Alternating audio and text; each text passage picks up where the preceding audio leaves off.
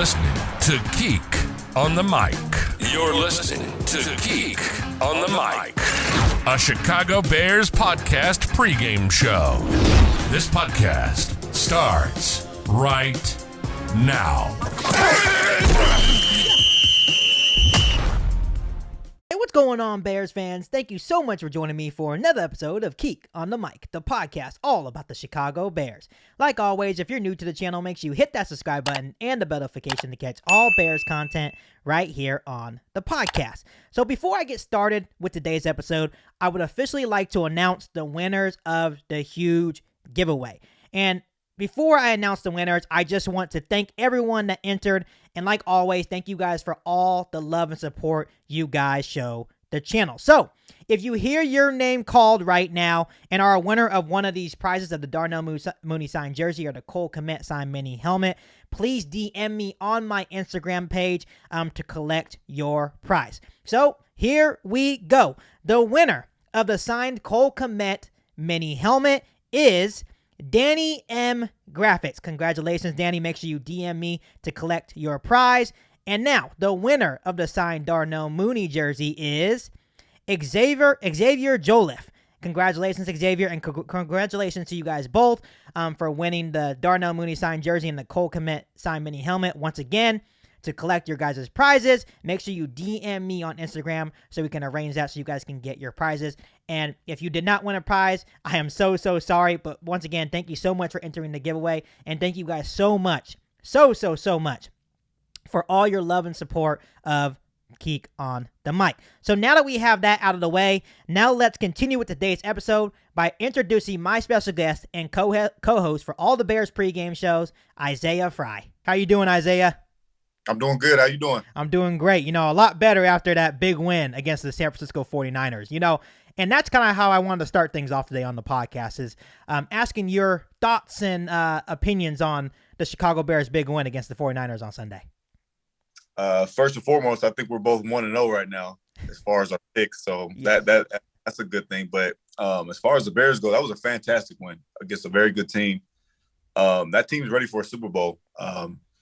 And I even thought Trey played a pretty good game on his side, but when we're talking about the Bears, they played a game in that rain and played the way they were supposed to play. And Justin Fields did what he was supposed to do, and it was good to see him be successful in his first game this year. Right, and like I said in my post-game show of that game, it wasn't pretty, but it's not always going to be pretty, right? And Justin Fields made the plays he needed to get the Bears over the top against a very good 49ers team. So it's encouraging. It was, like I said, it wasn't all pretty, but it was encouraging to see the way that he played in the second half. Definitely. Yeah, he's just him making plays with his legs and his arm, man. It's fantastic. Right. So, like you said, we're both 1-0 in our picks, and that means the Chicago Bears are also 1-0. And now we move on to Packers week. And what does that mean to you? Obviously, you played for the Chicago Bears, so when the Packers rolled around, it was Packers week. What was the vibe like at Hallis Hall? It was definitely tense. It's a rivalry like no other. Way beyond my years of even getting there. But it's just a game that you go in just juice up for because it's one of those games that is going to be talked about for the rest of the season. So you got to go in there with your A game. You're playing against, if not the best quarterback in the league this week. Granted, he doesn't have the receivers he had once before, but he's still Aaron Rodgers. So, right. Go in there with your A game, be ready to go, strap it up. Right. I was telling my listeners that this matchup makes me lose a little bit of sleep. And I think it's just because the dominance Aaron Rodgers has had over the Chicago Bears ever since he's entered the league as the Packers quarterback, right? And obviously, I believe the last time we beat the Packers was when you were a part of the Chicago Bears. Yeah, it was the game Aaron got hurt. Yes. I remember the last time you came on the podcast, I think we were talking about that picture where you were sacking Aaron Rodgers with Shea McClellan, I believe. Yeah, that was the last time. And and then he came back later in the year and threw a heartbreaker on us to Randall Cobb for the division. So I remember that. Yes. He got paid back for sure. And, obviously it's at Lambeau Field, Sunday Night Football. And the Bears and Packers are always good for at least one primetime matchup. It's still one of the biggest rivalries in the entire NFL. So you know that every time the new schedule comes out, it's going to be at least one primetime football game between the Bears and the Packers. So super excited for that one. And just some matchup background of this game. Obviously, the Packers have won 6 in a row against the Bears, and the Packers are 11-1 in the last 12. And this is the big number that we'll kind of talk more about this later on in the show, but the Bears are 10-point road underdog, which is a massive number. If I was in Vegas right now, I think I would put all my money on the Bears to cover that spread. That's just me. 100%. I mean, Packers are the Packers this year, and I get it. They have Aaron Rodgers. He's a miracle maker. We get it, but it's still, it's not the Packers of old. So yeah, definitely, I'll put all my money on the Bears, cover that spread for sure. Right. And before we move forward with this pregame show of the Bears versus the Green Bay Packers, what are your initial thoughts on this Week 2 matchup against the Green Bay Packers? I think it's promising for Chicago. I think they came off a really good home win against the Niners, who are, like I said earlier, are built to make a long run in the playoffs. And coming in against the Packer team that's not, the same Packer team of old, I think they can come in and have a real shot to come in and kind of take control of this division, winning this week. It'll be a great win. Just getting over that hump, man, of beating Aaron. Like, we talked about the team in 2013 when I was on, we beat them, but, it still wasn't a full game with Aaron. You know what I mean? That's a mental barrier that I think is going to be good if they're able to overcome this week. And the good news, from Bears teams past that going against Aaron Rodgers, that I feel like this is one of the more disciplined Chicago Bears football teams that we've seen in a long time. When you look at the penalties against the 49ers, there was only 3 penalties for 24 yards. And if you take away that, I'm just going to say stupid penalty where with the towel situation, it could only have been 2 penalties for 9 yards. So right. Kudos to Eberflus, kudos to the coaching staff for putting out there a very disciplined football team, and disciplined football teams win a lot of football games. So, yeah, definitely. Flus has a different culture in there, and you can see it in their play. Right? It seemed energized out there by everybody. Trying to accomplish their goal, do their 111th, and then, just watching the defense playing with inspired football. Man, it was good to see. Right. It was a really, really good sight to see. It seems like the plan and the culture that Eberflus was bringing in is working, and it's translating to the real deal. So that's really nice to see. Most definitely. So we're going to move on to some key injuries for both teams here on the pregame show. And first, starting off with the Chicago Bears, obviously wide receiver Velus Jones Jr. still dealing with that hamstring injury.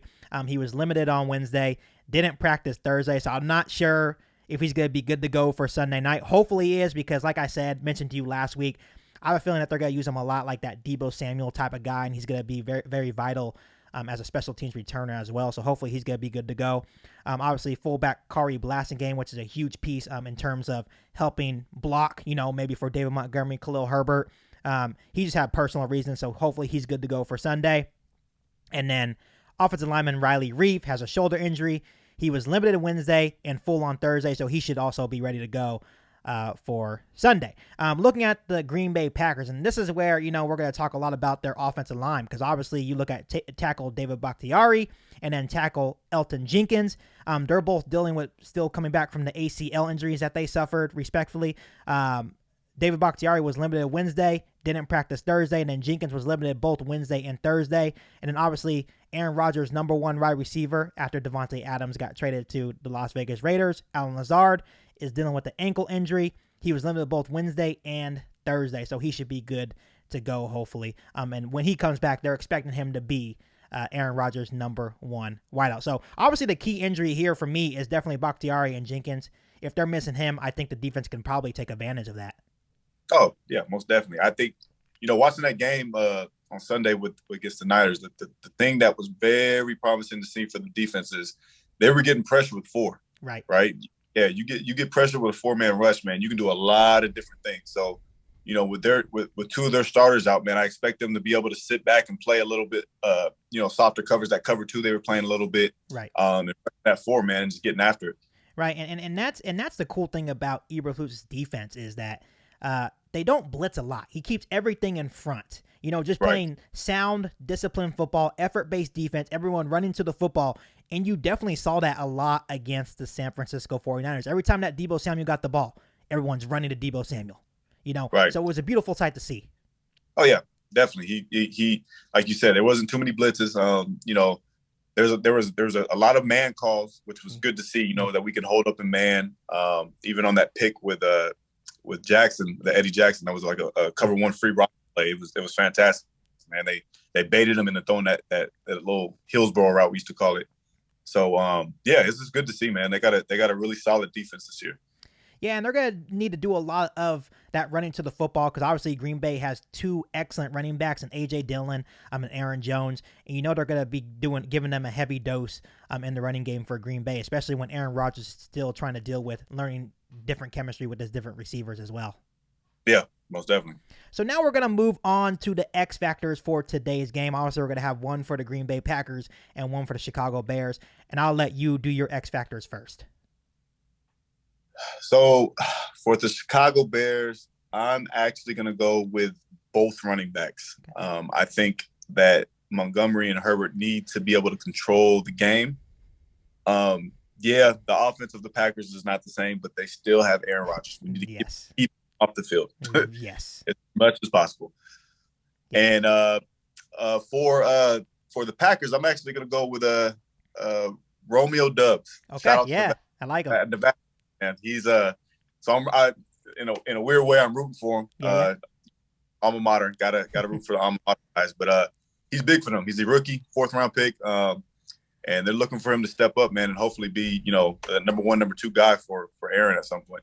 Yeah, and you're absolutely right with the Chicago Bears needing to get their running game going. Obviously, it didn't work very well until like late in the second half against the San Francisco 49ers, but right off the get-go with Sunday Night Football, they have to get David Montgomery going. Obviously, Khalil Herbert had a little bit of a better day, but they need to get David Montgomery going, and you hit it right on the nose. If you get the running game going, guess what? That means Aaron Rodgers is getting cold on the sideline. And that's the best sight to see is Aaron Rodgers sitting on the bench. And that's how you usually beat the Green Bay Packers. Most definitely. So I'm going to start off with the Green Bay Packers. My X factor for the Green Bay Packers is running back Aaron Jones. Obviously, last week in the loss to the Minnesota Vikings, the Vikings did a very good job. He only had 5 carries for 49 yards. So whatever Minnesota did, it worked, right? So I expect, especially like I mentioned earlier in this podcast, that while Aaron Rodgers is trying to create chemistry with his young receivers, they're going to need to be able to run the football if they're playing to win more games or win any games, right? So I expect a heavy dose of not only Aaron Jones, but a lot of A.J. Dillon. So the Bears defense is going to have their handful on Sunday Night Football. And obviously for the Chicago Bears, I'm going to go with wide receiver Darnell Mooney. He wasn't really involved in the game against the San Francisco 49ers, but you can't really blame him. The weather was terrible, so it was really hard to throw the football. But in his career against the Green Bay Packers, he has 20 catches, 191 yards, touchdowns, and that's in 4 games against the Green Bay Packers.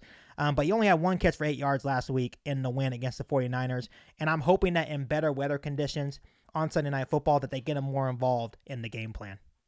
Oh yeah, he'll definitely have a lot better game than he did last week. It was no fault to none last week. It was the weather was atrocious. So look for him to have, like you said, a huge game this week. And that's what was funny about the 49ers game was that, the Bears were down the whole game, and then the second that they took the lead, right, a huge monsoon came. It was almost like the football gods were on the Chicago Bears side last week. Yep, that was perfect timing.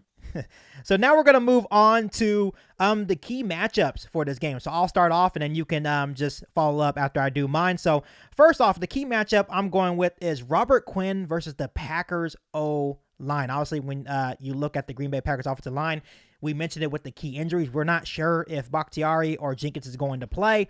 If they are out, I think Robert Quinn will be able to take advantage of the Green Bay Packers offensive line. Obviously, they gave up 4 sacks against the Minnesota Vikings, and obviously the Minnesota Vikings have some very good pass rushers on their defensive line, but I do feel that Robert Quinn is still one of the better pass rushers in the NFL. So once again, if Bakhtiari and Jenkins are out, I think Robert Quinn should be able to take advantage of that. Number 2 for me is Cole Kmet versus their first-round rookie in Quay Walker. Minnesota did a very good job of taking advantage of him when he was back in pass coverage. He gave up 5 catches for 46 yards. Obviously, Cole Kmet, once again, due to the weather, he only got 1 target in the game against San Francisco. And I know that Luke Getsy, he wants to get him more involved in the game plan. So expect Cole Kmet to get more than 1 target in the Sunday night matchup against the Green Bay Packers. And then my last one, and this is if he plays, Allen Lazard versus Jalen Johnson. Once again, I mentioned it earlier in the podcast, but if Allen Lazard returns from his ankle injury, he is expected to be Aaron Rodgers' number 1 wide receiver. So that means he's going to get a heavy dose of Jalen Johnson. Jalen Johnson was excellent in the Week 1 win against the San Francisco 49ers. When you look at his stats, he had 1 forced fumble, 4 tackles, 1 tackle for loss, and to add to all these stats, Jalen Johnson was not targeted at all in the Bears Week 1 win against the San Francisco 49ers. So I'm hoping that Allen Lazard comes back, because then you really get the number 1 wide receiver versus our number 1 corner, and I think it'll be a really good matchup. Most definitely. Yeah, I agree that him not being targeted that's respect, man. So yeah, kudos to him, man. He's built up enough rep to earn that. Right. Yeah. For me, I just have a few, and I'm going more unit based this week. I think one of the big key matchups for me this week is going to be the Bears secondary versus obviously the Packers receivers crew, because if they're able to play a lot more man on them, it's going to make throws tough for Aaron, right? So, like you said, Jalen Johnson, Allen Lazard, that's going to be a great matchup. But I'm looking for the rookie Kyler, man. He needs to, kind of show a little bit more aggression in his man coverage. Yeah. I thought, and he's a rookie, man. I get it, man. Rookie, this is how rookies play. Yeah. But they're going to be targeting him, man. He has to be ready for that. Yeah, he has to be ready. But he'll be ready for the challenge. I know he will. Second is obviously Bears D-line versus Packers O-line. Right. Robert Quinn, I'm looking for him to have a fantastic game, just because they're light. Packers O-line is very light, and he should be getting a lot of pressure on Aaron Rodgers. Right. I think that's going to be humongous. And then third matchup, man, is just Justin Fields being able to read the defense of the Packers, right? He did a fantastic job of play action, making plays with his legs last week. But this week, he's going to have to, probably stay in that pocket a little bit longer than he had last week. So, he needs just to be ready for that. Yeah, and those are 3 good key matchups. And starting off with what you mentioned about Justin Fields is that, it was a shaky start for the entirety of the Chicago Bears offense, but I feel like as the game went on, they really showed that physicality in that offensive line. They only gave up 2 sacks against, Nick Bosa, Eric Armstead. That is incredible. That is kudos to Chicago Bears offensive line. And obviously, that is part of Justin Fields' game, is rolling out. Like, to me, that was scramble drill. The touchdown to Dante Pettis, that was what they do in practice all the time, scramble drill, right? Yep. But I definitely agree with you that he needs to be able to make throws from the pocket, step into that pocket when the offensive line allows you to do that, and deliver some good throws within the pocket as well. So I definitely agree with that. And once again, I expect Robert Quinn to have an excellent day. Last season, against the Packers, he had 3 total sacks to go along with his amazing 18.5 sack season. So I expect him to get constant pressure. Don't forget about rookie Dominique Robinson, had a sack and a half against a pretty good 49ers offensive line. Obviously, they're young as well, but he actually got a sack off of Trent Williams, which was pretty impressive in that game. Yeah. Obviously, you still have Travis Gibson. Armin Watts, defensive line, looked really good for the Chicago Bears. So I expect the defensive line to hopefully take advantage of that Packers offensive line if Bakhtiari and Jenkins are out. So overall, I'm super excited. And then on your first point with Kyler Gordon as well, there was a couple of times where he got caught flat-footed. Guys running right past him. Obviously he's a rookie. He's gonna go through those growing pains as well, right? But I definitely think he needs to improve in some certain areas, and he will with time. So I'm super excited to see what he does on Sunday night. Yeah, he was the reason why I could speak on this is because that route, the specific route he got beat on, we used to call it chief route. That's the route that Aaron Rodgers loves to run, and the reason why I know that is because I've gotten beat on that play before. I can speak on that. So right. He'll be ready though. He's going to be a really good player, man. I'm excited for him. Yeah, and it's just funny, like watching Kyler Gordon and like guys like Jaquan Brisker. When you watch Jaquan Brisker play, it looks like he's been in the league already for like 4 years. Right. The way that he's already playing, it's crazy. He had a great game, by the way, too. He did a fantastic job for his first game ever. That was good. And that's another reason why it's like I'm kind of confident going into this matchup against the Green Bay Packers is our secondary, even though we have a lot of young guys in the secondary, it's so much more improved than last season. So I'm excited to see what plan they have for the Green Bay Packers offense. And obviously, sometimes you just need to pray a little bit with Aaron Rodgers when you're playing a guy like that. But obviously, Eberflus is going to have a plan for Aaron Rodgers as well. Oh, yeah, he definitely is. You can't really confuse him much. The thing that Aaron knows is you kind of get pressure on him and you can make the throws tight, right? If you have really good man coverage on his receivers, it's going to make it hard for him to fit it in there. So, that's really the game plan because you're not going to outsmart him. That dude's a genius out in the field. So, that should be the keys of the game. Right, and that's going to be the big difference, obviously, going from week 1 to week 2. So week 1, you played an inexperienced QB in Trey Lance, right? And now you're going to week 2 where you're playing a guy that, like you said, you're not going to be able to confuse him very much at all, right? So it's going to be interesting to see the differences from week 1 performance to week 2 performance for the Chicago Bears defense for sure. Yep. So Isaiah, now we're going to get into the juicy stuff of this pregame show, and we're going to talk about the 3 keys to a Chicago Bears win. So I'll let you start off. All right. Key number 1 is the one I spoke of earlier, is controlling the run game for the Bears. They're just gonna have to keep Aaron Rodgers off the field. That's the main goal. So just being able to move the sticks, time of possession, that's gonna be huge. Right. Second key is for the Bears DBs to be able to make those throws tough for Aaron. Yeah. If they're able to, like I said earlier, if they're able to just stick on them and just contest a lot of those throws, it's going to be a long day. And then third, it correlates with the second, just getting that constant pass rush on Aaron Rodgers, uncomfortable, getting happy feet, trying to get him outside the pocket. If they're able to do that, man, I really don't see them losing this game. When we get to predictions, I'll tell you my predictions. So I'll wait. I'm looking forward to that. And you can't really blitz a guy like Aaron Rodgers. And Eberflus is not going to blitz anyways. He's going to hope that our guys get there with 4. Once again, keep everything in front, make the tackle. That's just the defense that the Chicago Bears now play, right? But you hit it right in the nose. That's also one of my keys. Run the ball, right? A heavy dose of David Montgomery, a heavy dose of Khalil Herbert. We need to control the clock, right? And that was one of the things that the San Francisco 49ers dominated. They controlled every single facet of the game until that second half.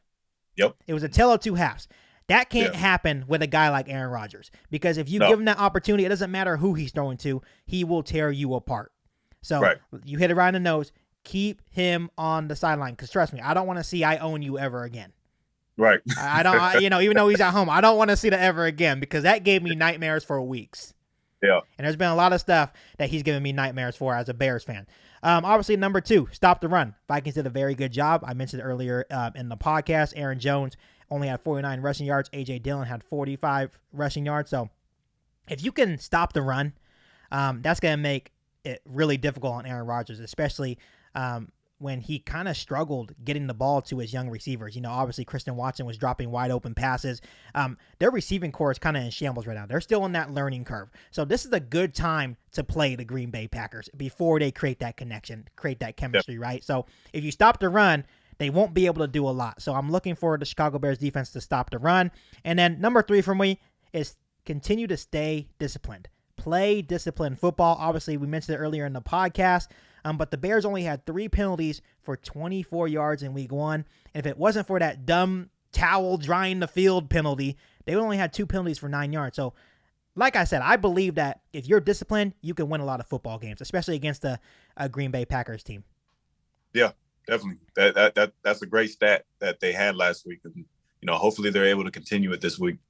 Yeah, and I expect it, the one thing I am confident about with Coach Flus is that he's going to have these guys prepared every single week. And you saw it firsthand against the San Francisco 49ers. These guys were prepared. In past regimes, if we were down 10-0, the game's over.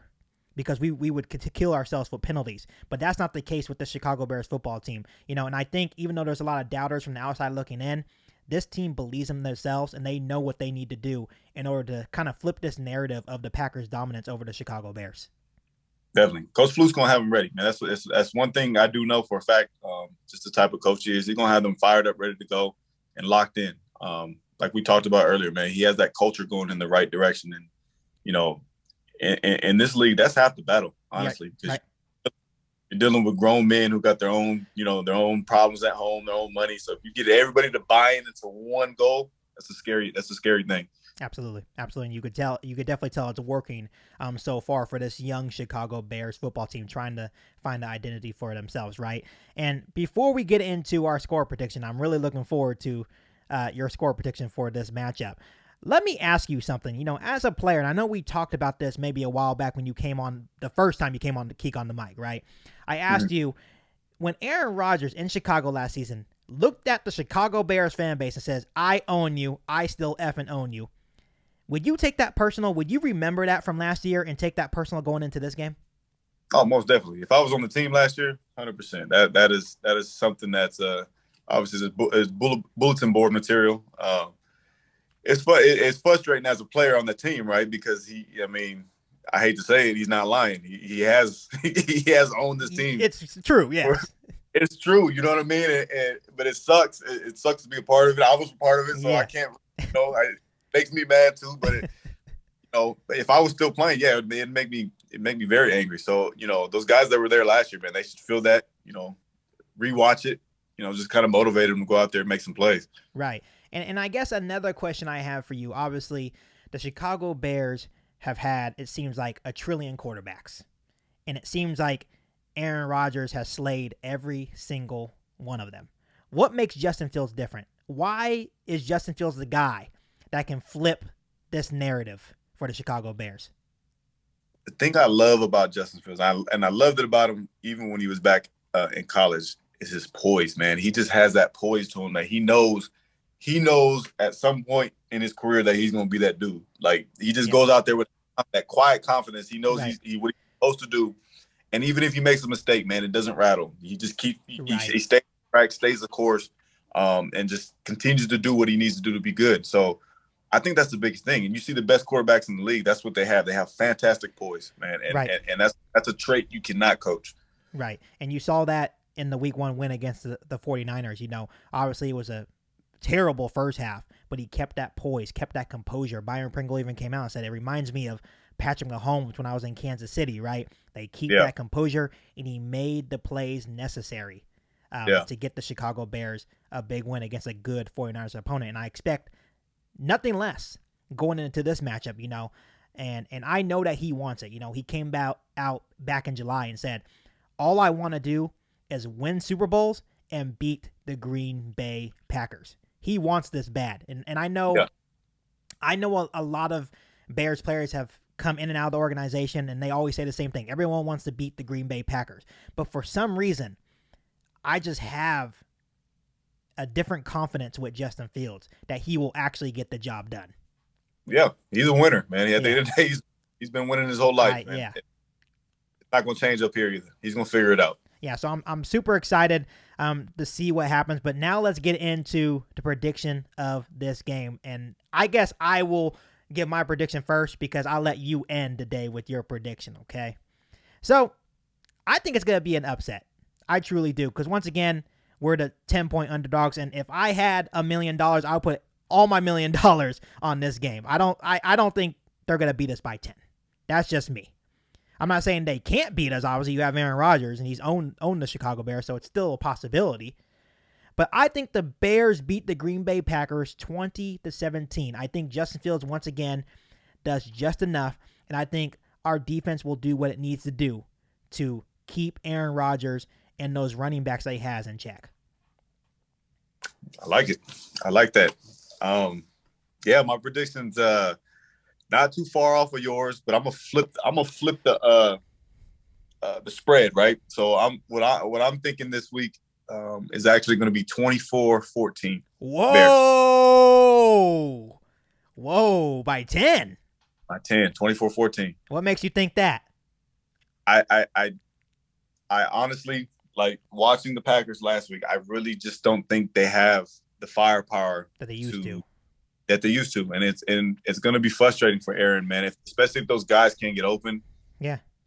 Not much you can do, honestly. There's nothing he can do, right? You can't throw to somebody. So I just think I don't think they're going to score, a lot of. I don't see them scoring more than 21, 24 points. Honestly, I think it's going to be under that, and I see the Bears' offense only getting better. So yeah, and when you know what you